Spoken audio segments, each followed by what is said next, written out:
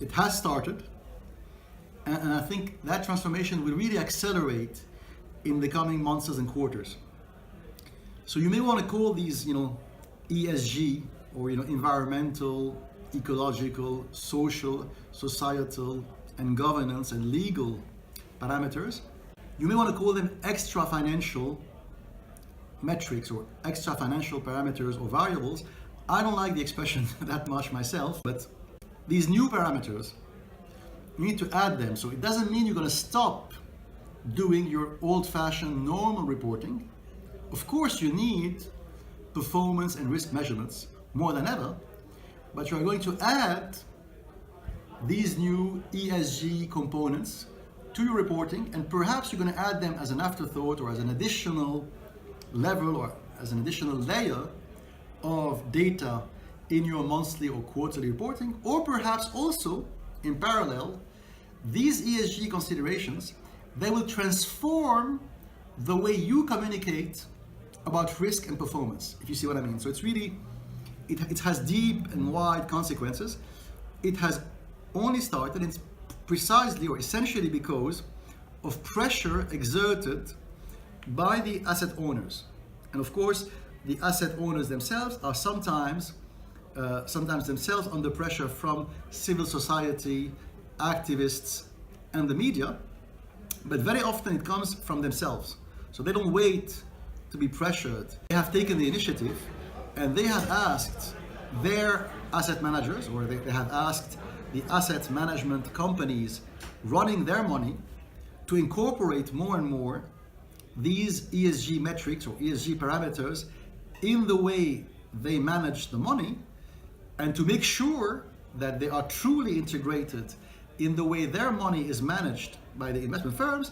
They're telling the investment firms, you know what, from now on, I want you, when you come to me every quarter to give me that beautiful, quarterly report, I want you to include in your report precise information about what has happened to my portfolio in the past 3 months when it comes to the environment, social circumstances, and governance issues. So I want to know the companies, the companies whose shares I own.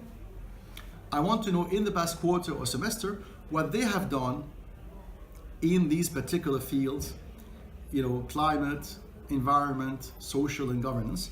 And I want you to try to measure these issues and give me a succinct summary every quarter. So that's how really ESG is becoming important. It is moving center stage, and increasingly these ESG issues are being incorporated in your quarterly or annual reportings.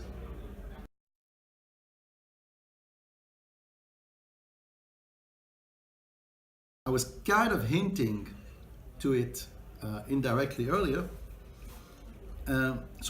When some people say extra financial, it could be a way of dismissing them, of saying that these parameters, these ESG needs or ESG considerations can't really be measured precisely, like say quarterly performance, can't be measured precisely like, for example, the rate of inflation in Northeast England last week.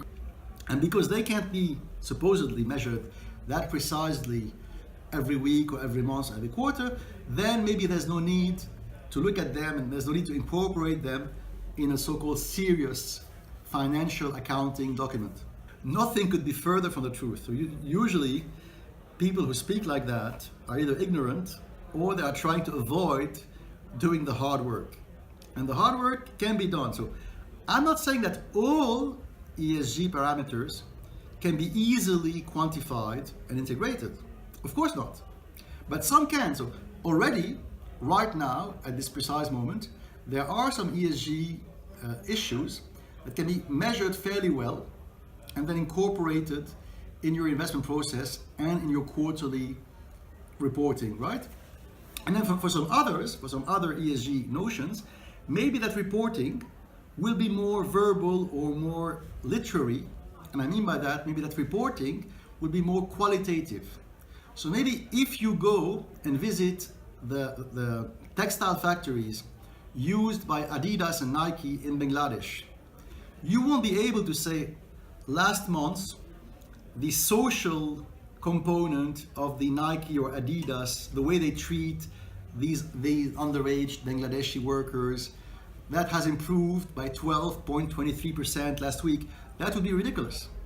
But maybe you can write a qualitative report describing what's happening in these textile mills in Asia and assessing the way these German or American companies interact with their suppliers in Asia. So that can be partly quantitative, partly qualitative. The fact that it cannot always be fully quantified should not impede you from doing it. So I think it's very important. And a lot of it, honestly, can already be measured. So a lot of these ESG variables or ESG data, we have the tools technologically today to already do the measurement. Those who don't want to do their homework, it's either out of ignorance or laziness, or because it's expensive, of course, to do an in-depth report that incorporates all these metrics, or because they may have a hidden agenda. Maybe they don't want sincerely to do ESG and to build an ESG-centric investment process. They're only interested in greenwashing, in paying lip service to the church of ESG, but they're not interested in doing the actual hard work.